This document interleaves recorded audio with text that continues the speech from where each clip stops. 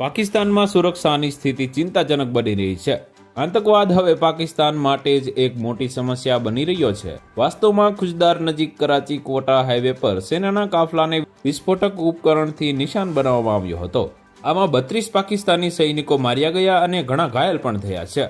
પાકિસ્તાનના દૂરના વિસ્તારોમાં આવી ઘટનાઓ સામાન્ય હતી, પરંતુ હવે મોટા શહેરોમાં પણ હુમલા થવા લાગ્યા છે. આવી સ્થિતિમાં સુરક્ષાને લઈને સ્થિતિ ખૂબ જ ચિંતાજનક બની ગઈ છે.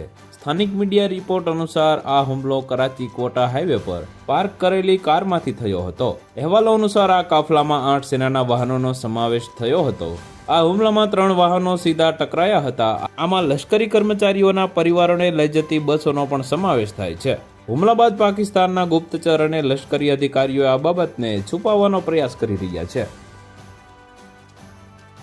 તો વધુ માહિતી મેળવવા માટે ચેનલ સાથે જોડાયેલા રહો. વિડીયો પસંદ આવે તો લાઈક કરી દેજો. ચેનલમાં નવા છો તો સબસ્ક્રાઇબ કરી દેજો.